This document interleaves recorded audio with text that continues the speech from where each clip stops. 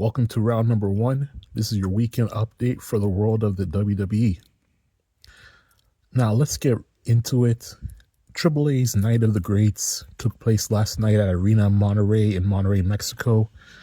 Before I get into the results, I want to point out something interesting. AAA and WWE announcer Corey Graves referred to Night of the Greats as a special spread across two broadcasts, not a 2-week taping. There are still no reliable reports confirming whether Week 2 has already been taped, but what we know is this. Week 2 airs June 6 on Fox in Latin America and on YouTube and Facebook everywhere else. Now, I'm not big on breaking down match results move for move, so let's keep this focus on what matters. Week 1 results, Laredo Kid's 539-day cruiserweight title reign ended when Rey Fenix hit a Mexican muscle buster to take the championship. It was a fantastic opener, one of those matches you couldn't look away from. Vikingo captured his first AAA Latin America championship after interference from he neutralized Wagner's backup. So next, after losing the tag titles, Pagano reportedly walked out on Psycho Clown, which could be the start of a split. And then in the main event, El Grande Americano, the Ludwig Kaiser version, defeated the original El Grande Americano. The original then unmasked, revealing himself as Chad Gable. Now, this was WWE storytelling at its absolute best. When WWE actually commits to a long-form story, pays it off on television, and then ties every thread together in the match, even the threads that weren't part of the in-ring feud, you get something special. Pimpinela and Andrea Bizarte both played major supporting roles in this story, and their involvement last night, combined with the real-life relationship between Bizarte and Kaiser, created a level of emotional payoff that swept people off their feet. You had longtime fans, even writers, calling it the greatest match they've ever seen. And honestly, this is one of the strongest storylines WWE has produced in years. The match delivered, and more importantly, nobody got greedy. They didn't drag it out. They ended it exactly where it needed to end.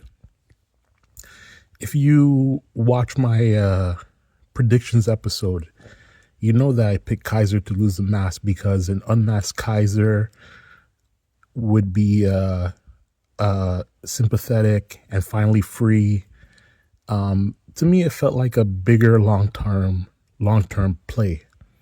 But Gable keeping the mask works too. His Americano was a great character, a great heel character, and the mask protected him from feeling like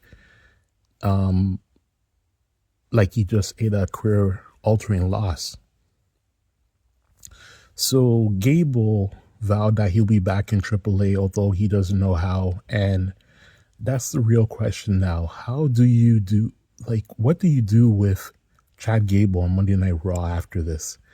So, as I see it, he's in character limbo, not buried, not elevated, just in a suspended state of animation, and that's a dangerous place for a talent this good. Now, before I wrap up, I want to mention something that added a whole extra layer to the crowd's reaction last night. AAA officially announced that Night 1 of Triple Mania 34 will take place at the Luxor Hotel and Casino in Las Vegas, with Night 2 happening Sunday, September 13th, 2026 at Arena CDMX in Mexico City. And the Monterrey crowd hated it, and you can't blame them.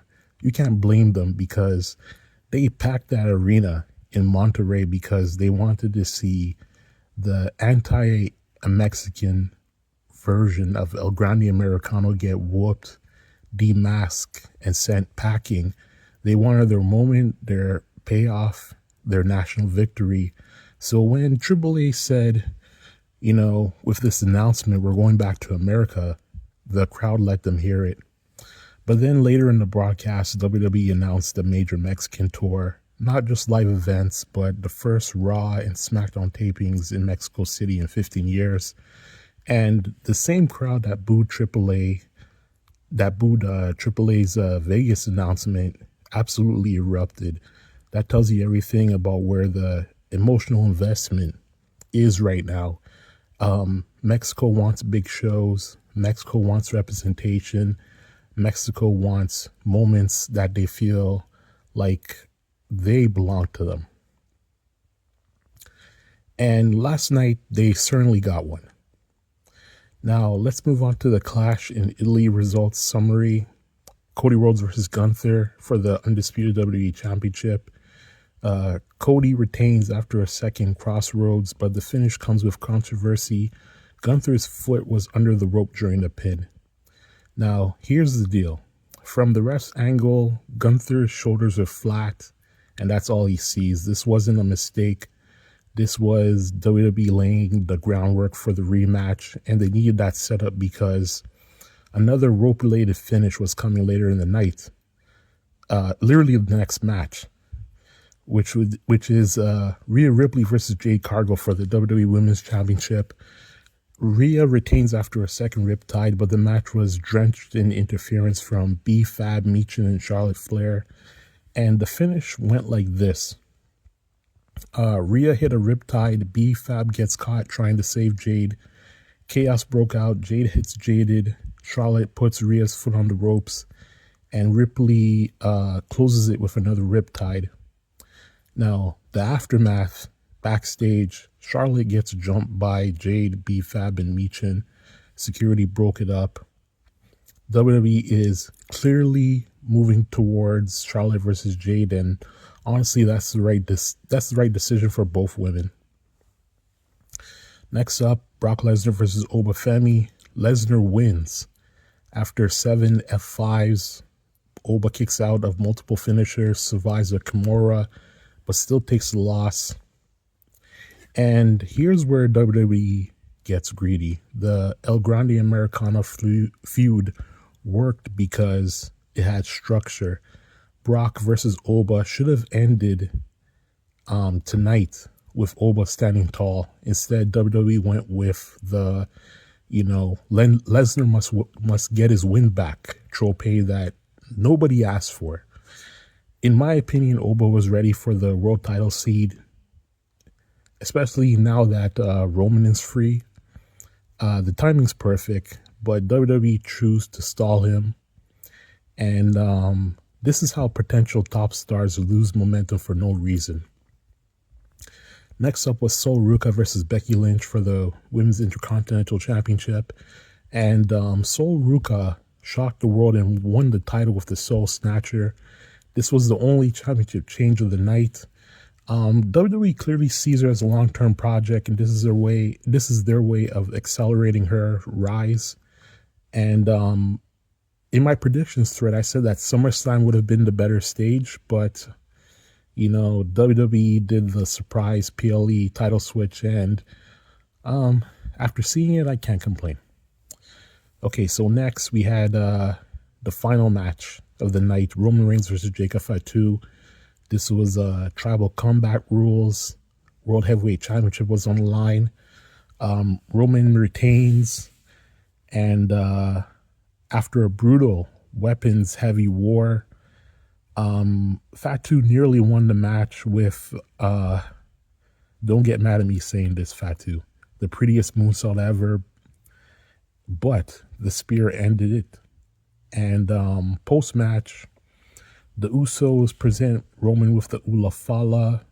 Sola Sokolam, the Tongans, appeared in the crowd, and Fatu hesitated before leaving with Roman, teasing tension. But here's the problem. Jacob Fatu has now lost clean twice in the same storyline. He didn't even need to cross over to Raw. He didn't need to be sacrificed to Roman. And he definitely didn't need to be demoted back to worshiper status after being built as a world title level threat. WWE keeps rebooting the bloodline, and every time they do, someone new gets flattened. Tonight, that someone was Jacob Fatu. So, with that being said, this was your weekend update from round number 1. We'll be back during the week. Everybody stay cool.